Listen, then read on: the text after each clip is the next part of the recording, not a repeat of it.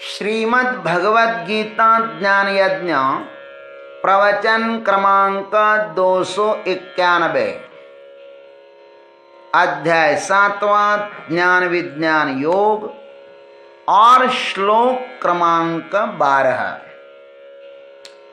ओम त्र्यंबकं यजामहे सुगंधिं पुष्टिवर्धनम् उर्वारुकमिव बन्धनान् मृत्युर्मुक्षीयमामृतात् समस्तजनकल्याणे निरतं करुणामयं नमामि चिन्मयं देवं सद्गुरुं ब्रह्मविद्वरं वसुदेवसुतं देवं कंसचाणूरमर्दनं देवकी परमानंदं कृष्णं वंदे जगद्गुरुं।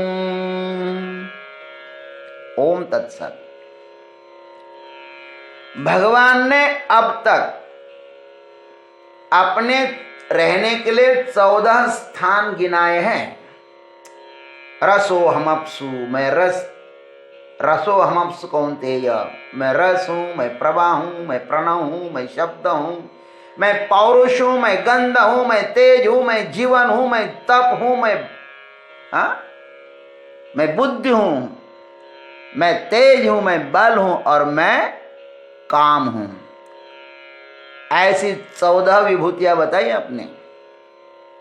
भगवान कहते हैं मैं इन स्थानों में इन रूपों में रहता हूं। अब यह प्रश्न होता है कि इनके सिवा अन्य स्थानों में आप नहीं रहते हैं क्या? अब इसका उत्तर देते हैं इस 12वें श्लोक में। ये चैव सात्विका भावाः राजसास्तामसाश्च ये मत्त एवेति तान् विद्धि न त्वहं तेषु ते मयि। च ये सात्विकाः च राजसाः च तामसाः एव भावाः। भगवान कहते हैं और भी सात्विक, राजसिक एवं तामसिक भाव से उत्पन्न पदार्थ हैं। तान मत्तः एव इति विद्धि, वे सब मेरे से ही उत्पन्न होते हैं ऐसा समझो। तो अहम तेषु न, परंतु मैं उनमें नहीं हूं। अर्थात संसारी मनुष्य की भांति मैं उनके वश में नहीं हूं। ते मई, लेकिन वे मेरे अधीन हैं। आइए इस पर सद्गुरु की कृपा से हम लोग चिंतन करते हैं। चये सात्विकाः च राजसाः च तामसाः एव भावः तान् मत्तः एव इति विद्धि। और हे अर्जुन, इस जगत में जो कुछ सात्विक, राजसिक और तामसिक भाव है ना, वे सब मेरे से ही हुए हैं। इस प्रकार जानो, मेरे से ही हुए हैं। इस संसार में जो कुछ पैदा हुआ है उसका एकमात्र आधार भगवान ही है। भगवान इस अध्याय में इस प्रस्तुत सिद्धांत पर बहुत ही जोर दे रहे हैं। अर्जुन ऐसा न समझे कि भगवान कुछ जगह पर है और कुछ जगह पर नहीं है। अतः वे कहते हैं यह सब मेरा ही विस्तार है। सृष्टि का कण कण मेरे से अभिन्न है।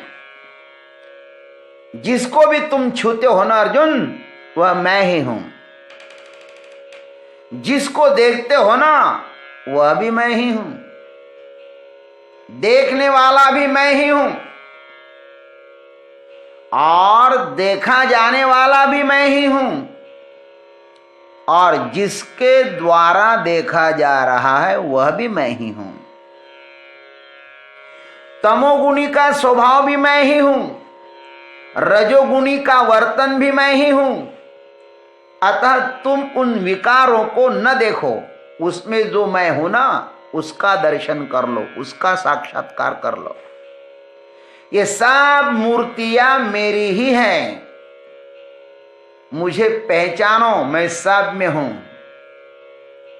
मम माया संभव संसारा, जीव चराचर विविध प्रकारा, सब मम प्रिय सब मम उपजाए, सबते अधिक मनुज मोहि भाए।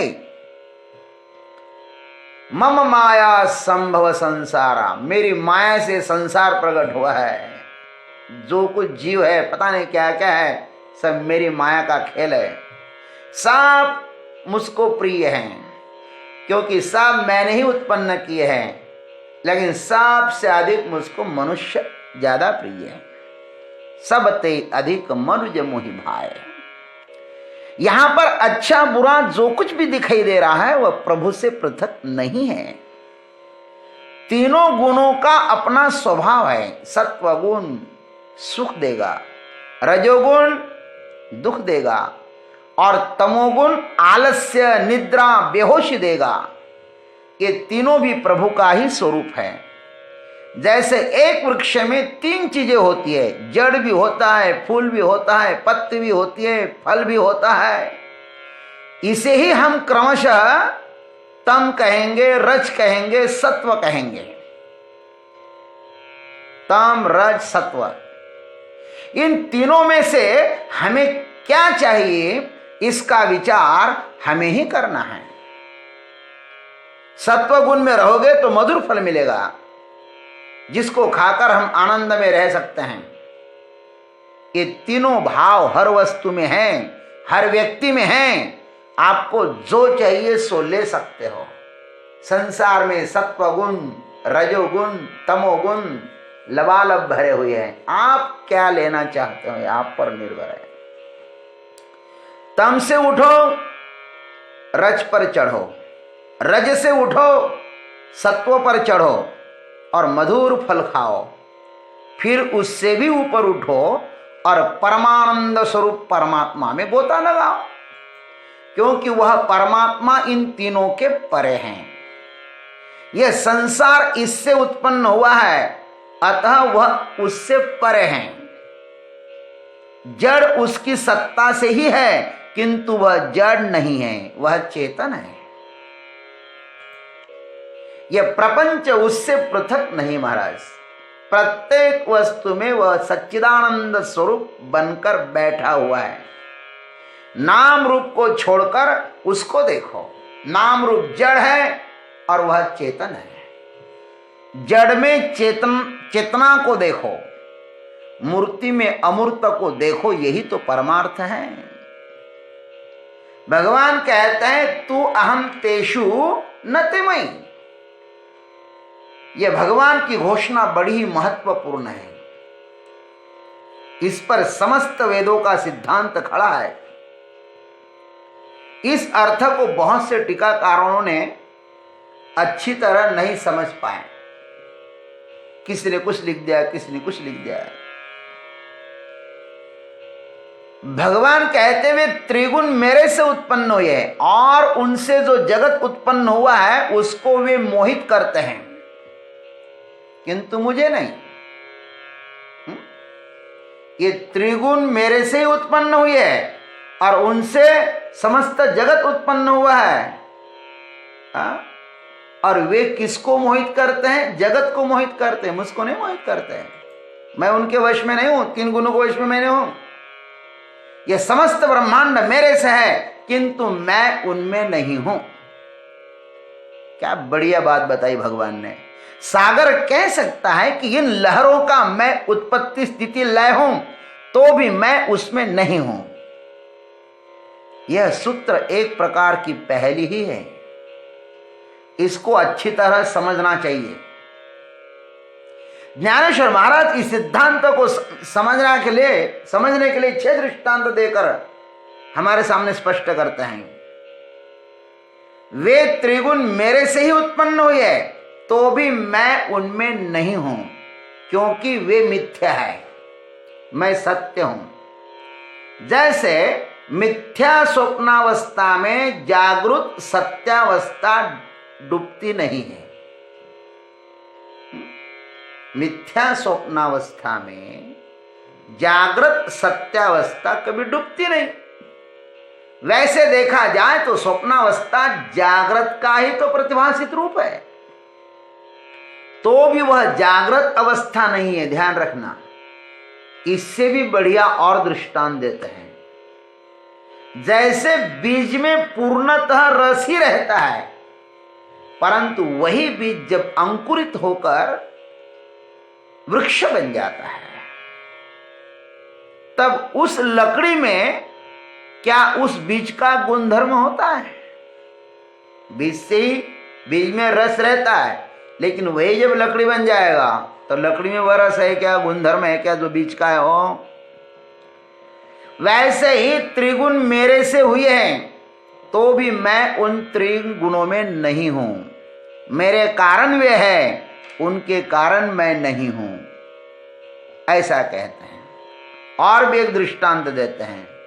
बादल आकाश में पैदा होते हैं, किंतु उन बादलों में शुद्ध आकाश नहीं होता। और चौथा दृष्टांत देते हैं। बादलों में पानी अवश्य ही होता है, किंतु उस पानी में बादल नहीं होते। अथवा बादलों से वर्षा होती है, किंतु वर्षा में बादल नहीं होते। और पांचवा दृष्टांत देते हैं। उसी बादलों के घर्षण से विद्युल्लता नामक चमक उठती है महाराज, बीज चमकती है ना, तब उसमें माने उस बिजली में क्या जल होता है क्या? नहीं होता है ना।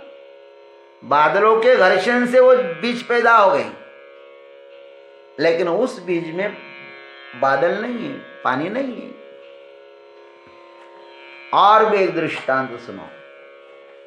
अग्नि से धुआं निकलता है। धुआं कहां से निकलता है? अग्नि से।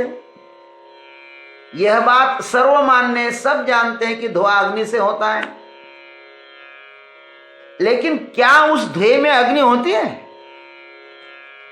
ठीक उसी धुएं की तरह मेरे से ये त्रिगुण पैदा होते हैं, किंतु मैं उनमें नहीं हूं। इसलिए भगवान कहते ते मयि तु अहम तेषु न। वे मेरे अधीन हैं, परंतु मैं उनमें नहीं हूं। देखो, ओम तत्सत। जय गुरुदेव, जय जगदीश्वर, जय जय महाकाल।